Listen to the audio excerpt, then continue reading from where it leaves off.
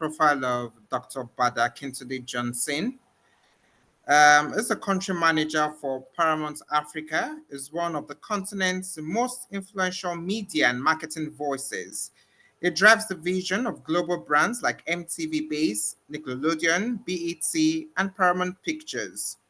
His career spans top roles at TBWA, Center Spread FCB, ITV, and after starting out at Galaxy TV as a celebrated sports media personality. Beyond corporate success, he co-founded Africa Creative Market and established the Peaceville Foundation, empowering young African creatives and talents.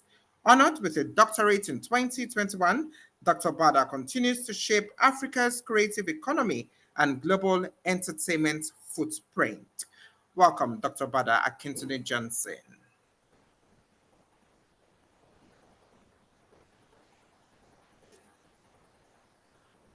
Is he here with us? I guess he was also locked out too.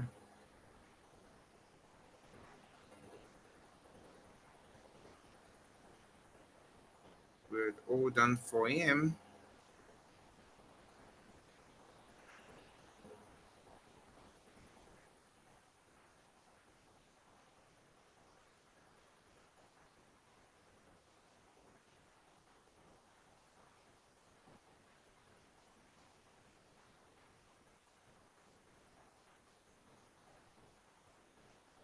We'll hold on a bit for him to join us.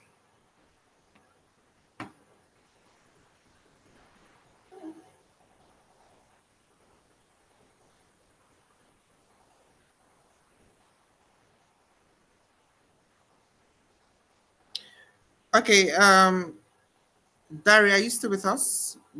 Some questions came in while I was reading Dr. Bada's profile. Are you still with us, Dari?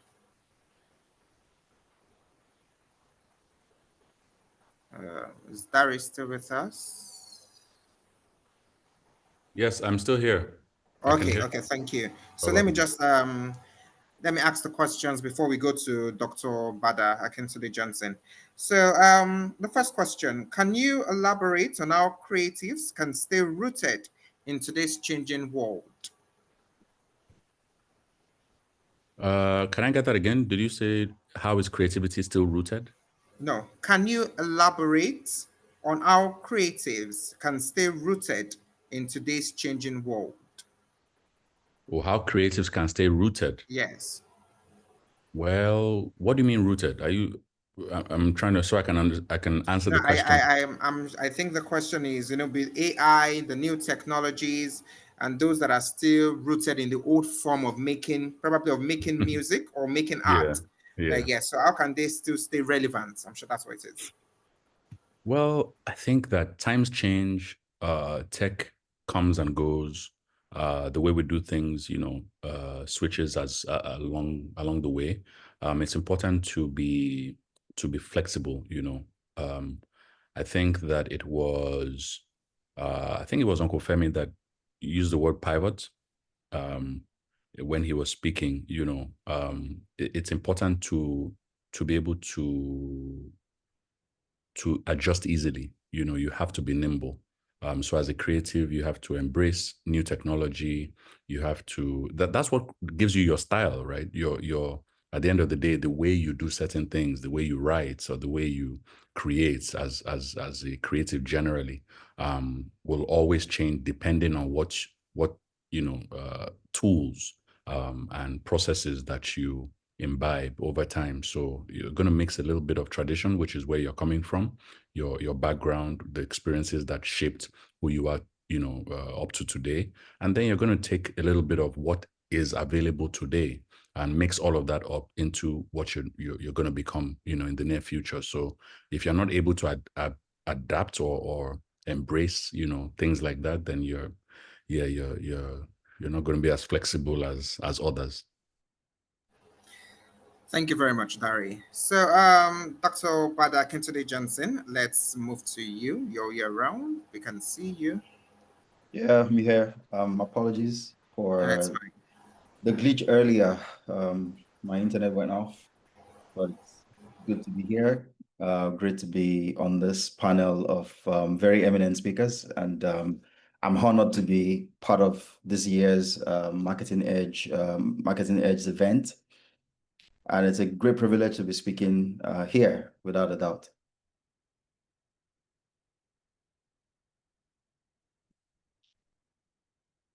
So I only just joined when Dario was making his beautiful presentation, and I do hope everyone can still hear me. I didn't realize that we were going to be making presentations, but I did prepare my notes. I thought we were having a traditional panelist conversation. So essentially, I had prepared notes along the lines of, the new creative value, a reassessment of the traditional creative industries, which essentially is the topic.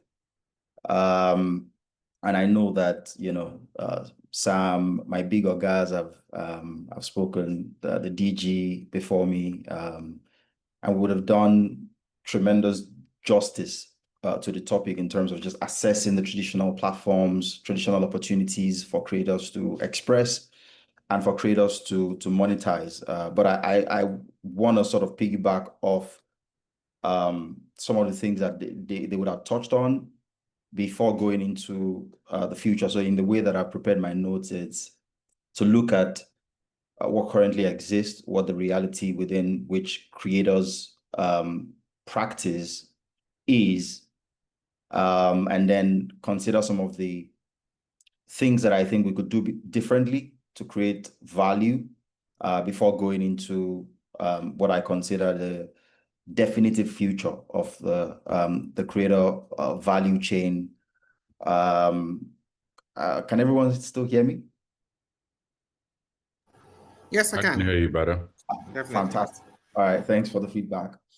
Okay, so when we talk about creators, typically where our minds go will be music, film and TV.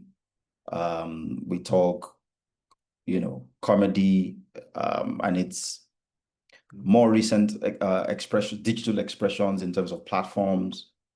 And of course, within those various contexts, we've had great expressions of creativity. We've got great creators of international repute, particularly, within music and film. No disrespect to other art forms, but yeah, those are the more popular one and maybe the more, lucrative ones that have consistently provided creators an opportunity to express their talent and monetize sustainably. And I do believe that, there are still, like I said, opportunities that we're not optimizing on, that we may need to focus on as we assess, the current realities or the current creator value or traditional, as it was called in the topic. So take music as an example, and I know the DG would have done tremendous justice to sort of unpacking some of the areas where we can do better. Yes, we focus a lot on streaming and the few Nigerian acts that are playing shows in arenas and stadia across the diaspora. But clearly, there are opportunities back home that, due to insufficient or completely absent structures, we're not necessarily able to, put our crafts on or create on, and consequently, we're unable to monetize. So, for instance, whereas it gives us a lot of pride that the Burners and the Davidos and Wizkids and Ashakes are playing all these venues abroad, we would like to see more of them at home and not just in December for a few weeks. And I know, yeah, December is a great opportunity that we can touch, we can feel, we can see, we've experienced it, and we obviously can expand on that. but what happens with the remaining 11 months of the year? So it's pretty important that, you know, we are able as creatives and creative executives or creative entrepreneurs to look at some of the challenges across, you know, the value chain, and reimagine things and disrupt.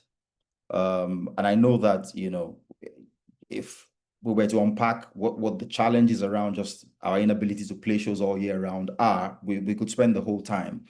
But, you know, those challenges call for creativity in, you know, answering those questions or solving for those challenges in terms of what can we do differently, how can we connect to our audiences, considering the peculiar challenges within the context of you know, things such as lack of disposable income.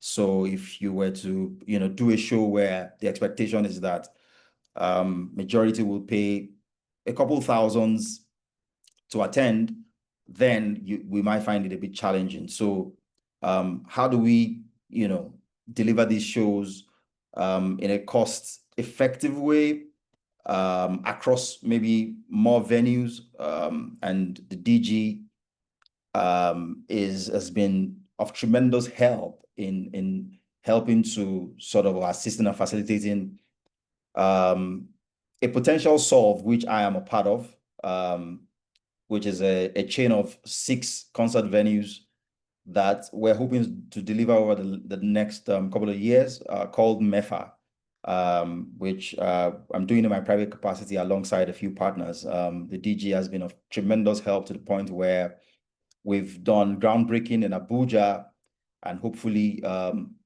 in a few weeks, we'll start to build that out. And the idea there is basically in 6 key locations to be able to deliver these venues that can host events all year. And I'm talking from your 500 capacity events to 5,000 to 7,000 capacity events, which afford both not just the artists that are popping now, but emerging artists and artists that are no longer at the height of their powers to be able to draw a sizable number from their fan bases and be able to deliver live experiences and live performances to them. And so some of us can still hit the road, Bada. without a doubt, bro. And kudos to you for what you guys are doing with Dirty December. I think it's absolutely brilliant. Yeah, the December economy is very promising.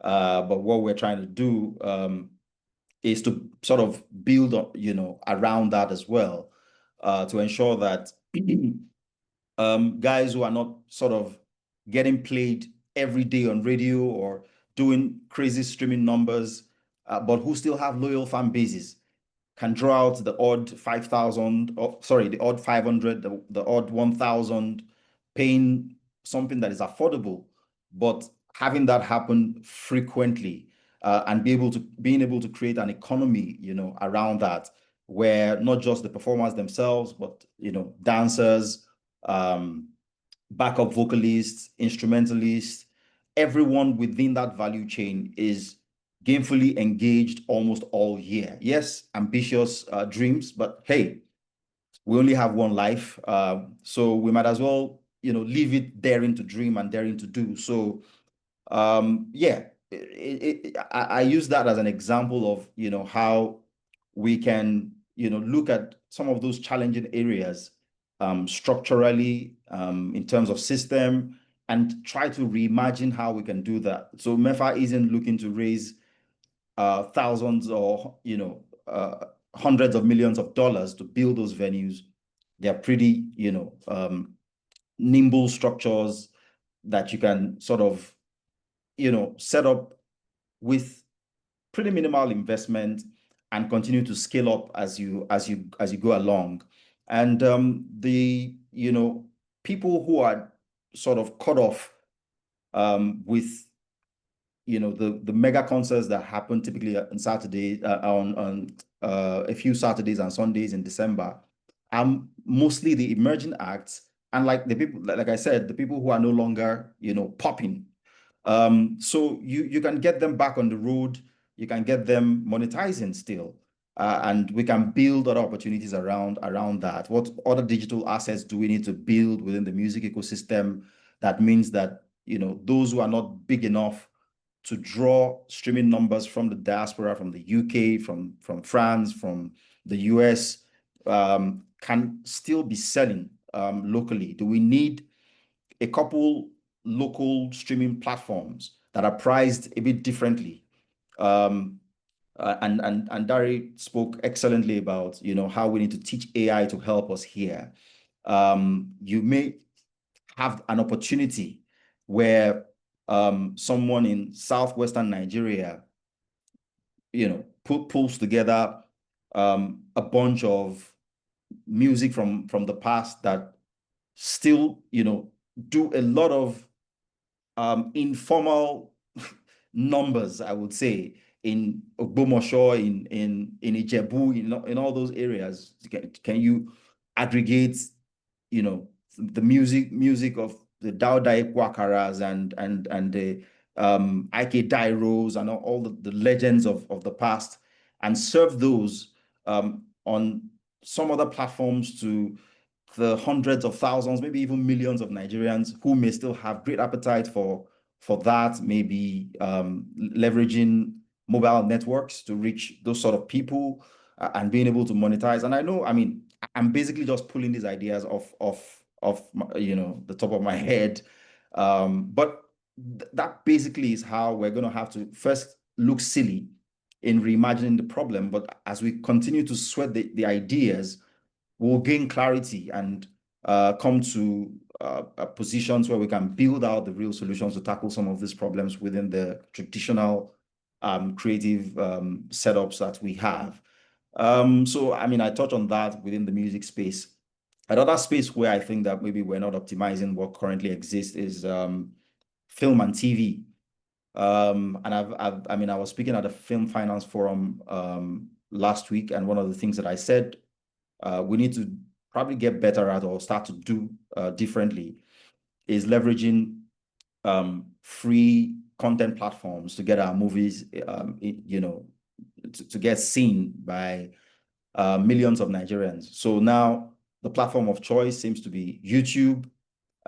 So you do a movie and you get a few millions of views on YouTube, and then YouTube AdSense and different monetization structures, pay you something back.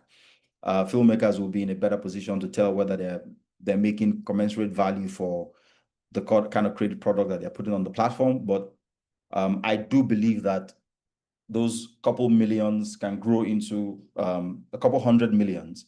And there are examples from similar markets like India where or even South Africa, where just taking that same title and dubbing into languages. And that's where I think, maybe AI and tools like that can help us in the future, where imagine you do a film in English and Pidgin, or English or Pidgin, or a mix of both, but you are now able to dub into the three major Nigerian languages, Hausa, Igbo, and Yoruba. Imagine the number of additional, audiences that you can unlock just by putting those on these free platforms. Yes, paid subscription models are still, difficult to monetize, but YouTube is proof that free ad-supported platforms will get the numbers, will get you the eyeballs, which obviously you can monetize from advertising revenue. But yes, we're getting some encouraging numbers, but we can get a lot more if we rock up in a world very quickly where we can use AI tools to deliver or dub those things into other major languages, but also other languages. Imagine that woman who's sitting in Ijebu Mushin or Ijebu Ode, whose children have bought a phone for maybe trades and is able to afford a smartphone as well, who's connected to the internet one way or the other. Imagine if She could watch a popular title, maybe, something that in Lagos, in the major cities, is quite popular, but in those parts is not, because it's not been rendered in a language that they would consume content in regularly. Imagine how many additional millions of people that you can unlock if you did that across different languages in different regions. And like I said, you can look at South Africa as an example where community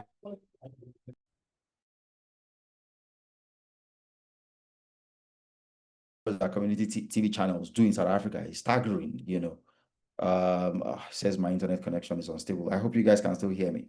Maybe I can turn off my video so that Yes, we can hear you. Oh, fantastic. Yeah, it's proof that as Africans, we're big on our languages, we're big on our cultural elements. And I feel that dubbing can be a game changer for our films or for our stories, particularly on free ad-supported platforms. Still talking TV, because of just the economic challenges, and there's no point trying to pretend that they don't exist. It is what it is. It's about finding ways around some of the challenges that stand in our ways. Traditional TV, like free-to-air TV, is still going to be around for quite a while. Most Nigerian TV households still only watch free-to-air TV, but creators are not currently monetizing because one, those platforms are not measured in terms of number of audience. So we don't know for a fact, for instance, how many millions of people watch AIT, STV, NTA, on TV, all of those platforms. But I know for a fact that we're stepping into a future very, very, very quickly where we would have what is called television audience measurement system terms, with which we can tell who's watching, for how long, what the agenda is. And, we would have granular scientific data behind these things. And what that will do, hopefully, is that it would right-size the market in a way where these channels, which form the majority of TV platforms in Nigeria, will then be able to commission content themselves or be able to license already made content. So you would have more uptakers for the creative product that is being developed by the creators in the current reality. So it's not only the pay TV platforms that are now able to pay for titles. Our free TV channels would now be able to also license titles, which just widens the market for creators within the current reality of the traditional models. So that's something to get excited about, which is based on the information that I'm privy to, should be upstream in the next, say, 12 to 18 months. All right. So for me, we've got to look at, how to disrupt within those opportunities. Funding models, for instance, even if they can't, maybe those channels in the first 24 months are not able to pay upfront, what sort of creative commercial deals can we do? Creativity doesn't only apply to the product, it also applies to how we price it and how we structure deals. So, can we go into some kind of initial minimum guarantee, deals, and then some rev share on the back of that, to mean that, we're not just walking away from opportunities that can crystallize into meaningful numbers for us down the line, just because there is no initial commitment that meets our valuation or that meets our expectations. So for me, those are the sort of obvious opportunities. I've spoken to music, I've spoken to film and TV. And then, of course, digital as well. Digital platforms are becoming more and more popular, but maybe not as popular with the brands who have the capacity to pay as yet. So digital continues to gain more share of spend. but still at a pretty slow rate. Most brands still spend majority of their budgets on traditional platforms because that's what Nigerians watch. If you check out the number of Nigerians who are on social platforms, for instance, Facebook, Instagram, X, TikTok combined, I'm not sure they're up to 100 million, which is less than half of the population. And if you drill down to the number of people who are on those platforms who are consuming content sustainably and for long hours, it's even a smaller number. So monetization on digital platforms for a few, yeah, great. If you look at skit makers, for instance, and the numbers they're doing on YouTube, it's pretty mind-blowing, talking 7 figures in dollars, but that's not the reality of most. So digital platforms, like I said, we can still unlock value with dubbing, for instance, but we need to diversify in terms of positioning ourselves in a way where, yes, we're pushing to monetize on digital, but we're also taking advantage of traditional platforms, on offline platforms, and giving ourselves more opportunities to make money. So in terms of what the traditional models offer within the creative industries, those are the sort of opportunities off the top of my head or from my nose that I will speak to. But also, I will touch on very, very briefly how creators can thrive in the multi-platform, fast-evolving landscape of the Gen Zs and the Gen Alphas, and clearly because of just the population profile of our country, which is the youngest country on the youngest continent in the world, is going to be the platform for the future, the definitive platform for the future. And I just wanted to share a few key points. Number one, which will be around building and leveraging new audiences. You have to be, looking at good direct to consumer models, building direct fan communities on YouTube, on TikTok, on Instagram, on Patreon, on Substack, such platforms. You also would have to look at cross-pollination where you're moving audiences from short-form platforms like TikTok and Reels to deeper platforms like YouTube, podcast, and newsletters. So cross-pollinating, audiences will be key in terms of how you're able to build and leverage new audiences on those kind of platforms. And then you've got to also consider how, to move audiences from niche to global audiences. So authentic Nigerian and African content, Afrobeats, Nollywood skits, comedies, and whatnot, now having the capacity to travel globally. And I thought, listening to Thames's, manager the other day, talk about how they were able to take her music and seed it in countries where Afrobeats wouldn't typically be your go-to market to distribute. So places like Sweden, like in Scandinavian countries generally. So you've got to look at the numbers that you're getting on the back end and paying attention to what countries you're getting uptake from. And sometimes you may think that it's Nigerians who live in those countries that are consuming the content. You may be wrong. If you drill further down, you may find that you are lending your creativity to, or the appeal of your creativity is cutting across ethnic lines to reaching people of different races and ethnicities. The number 2 point will be optimizing content for platforms. So it's about platform specific optimization being key here. For TikTok and IG, obviously, the shorts are king there. They've got to be punchy. They've got to be trend driven. YouTube, you're talking longer storytelling. You're talking live premieres. You're talking being able to monetize through ads. Podcasts is about deep dives. It's about cerebral content. It's about interviews, niche expertise. On Twitch and live streaming, it's about real-time question and answer. It's about gaming and performances. And then you're talking being algorithm savvy, for retention, for engagement, for watch time, reach fueling or driving. And then also talking about, data-driven decisions, being able to make those, analytics guiding what formats you're producing and the timings of those and the themes.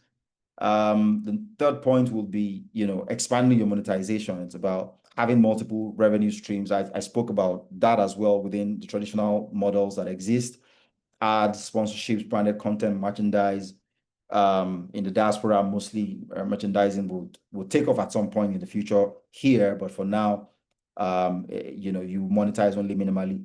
Live shows, subscriptions, NFTs, Web3 licensing, and stuff like that. And then fan communities, and this is great because here people have a lot of followers, but they have very few fans, and that's because we haven't quite hacked, how to build communities, and we've got to become better at building communities, turning fans into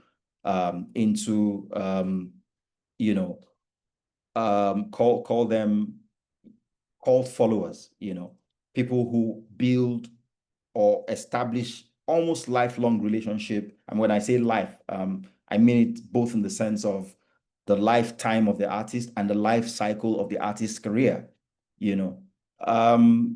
So, you look at, I think Cisco is playing a show in Nigeria in a matter of weeks.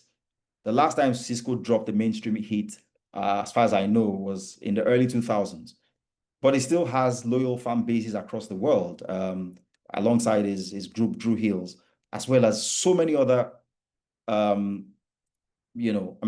and global or international artists who have passed or who are past their sell-by dates, who are still playing shows, and what they're leveraging essentially is that cult following, is that lifelong relationship that they build. So we've got to be able to get better at building fan communities, because our ability to monetize long term is very, very tied to this.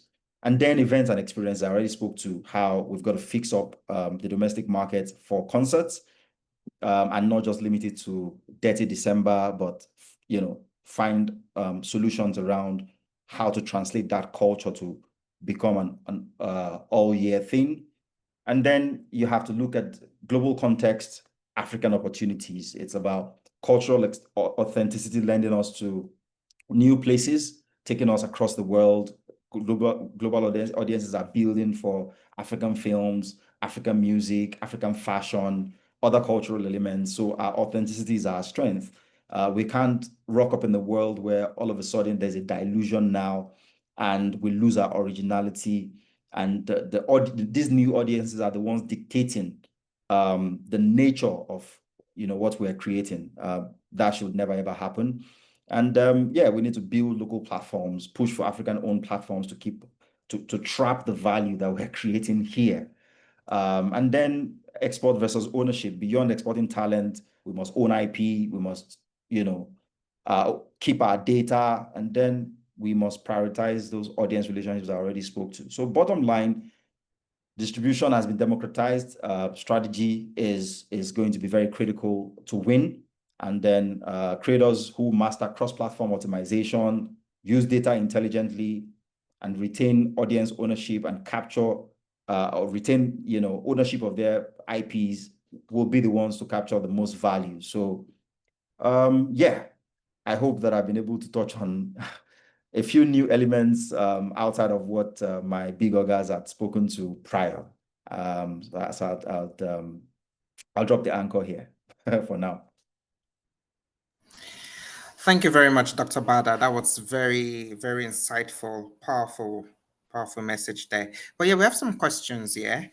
The first one: with what the media landscape is currently witnessing, which of the platforms would you say would attract more advertising spend come next year?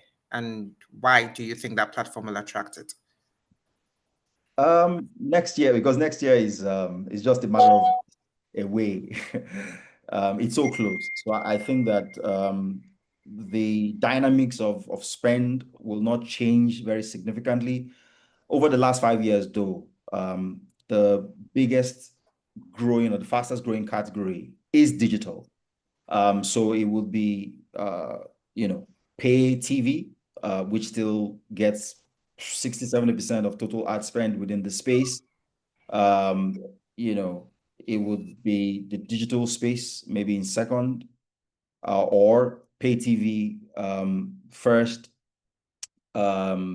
Maybe if we're able to start audience measurement, then I fancy free-to-air TV to come in second, and then digital third. But as we, go further into the future, in another 2, 3, 4, 5 years, I expect that to sort of shift, especially with what's happening with digital switch over, what's happening with audience measurement. I expect that within the next 24 to 36 months, that FTA, free-to-air TV, will probably be the leading platform in terms of ad spend. Thank you. And one more question. CTV, I'm sorry, connected could TVs. I, sorry to Yes, you can. interrupt. Yes, you can. Bada, can you just repeat that last 2 lines you just said? So I was saying that over the next 12 months, I don't expect that the current picture would have shifted significantly. So pay TV would still be, driving Right. most of the revenue within the space. And then digital, which has been over the last 5 years, has been the fastest growing. It keeps getting more and more market share, or share of spend, I meant to say. But as we go into the next 24 to 36 months, I expect the impact of DSO and audience measurement to right-size the market in a way where free-to-air TV Okay. yes, accounts for majority of ad spend within the space, and maybe pay TV second. Pay TV has experienced massive declines, particularly over the last 12 months. About the key players have lost about half their subscriber base. And if the macros don't change significantly, that decline might continue. And what I expect would happen is that once digital signals are standardized for free-to-air TV, they would be the ones to gain majority of that market share that is being lost by pay TV. 100, great stuff. Thank you. Sorry to barge in. Good talk. No. Thank you very much. Thank you. One more question, Dr. Bada. Connected TV, CTV, is no longer just an add-on to digital platforms in some clients. It's like the center screen in many countries. But do you foresee the same for Nigeria? Yes, without a doubt, connected TV will continue to grow as internet penetration continues to grow, as we put more smartphones in more hands, and as we're able to connect more Nigerians to the Internet of Things, and we will have connected TV gaining more and more adoption, without a doubt. Already a couple connected TV specific media agencies have contacted me in recent weeks. I've taken a couple of meetings. Like I'm talking media agencies that are specializing on connected TV. They are beginning to emerge, and that's to tell you that certain professionals are positioning for that future that I'm describing. We're going to arrive at in a not so distant time. So yeah, the simple answer to that question is that connected TV, as huge as it is in other developed markets, is going to gain grounds and continue to gain more and more audiences within the Nigeria context, as in relation to internet penetration, affordability of data, better data experience, meaning how enjoyable it is to use your data, because you can have data connection, but if you have buffering, then your experience is not optimized. But with one of the things I also know with the digital switch over is that it will free up the spectrum that analog TV channels currently occupy for internet users. So our internet experience should get better with digital switchover. So yeah, connected TV will be a beneficiary of that as well. Thank you very much, Dr. Akintunde-Bada. Thank you very much. We really appreciate Thanks the for having session with me. you. I wish we were doing this in person, but this is the next best thing to that. So thanks for having me on the platform. It's been fun doing this, and yeah, congratulations to you guys, and wishing you all the best with the rest of your activities. Thank you very much.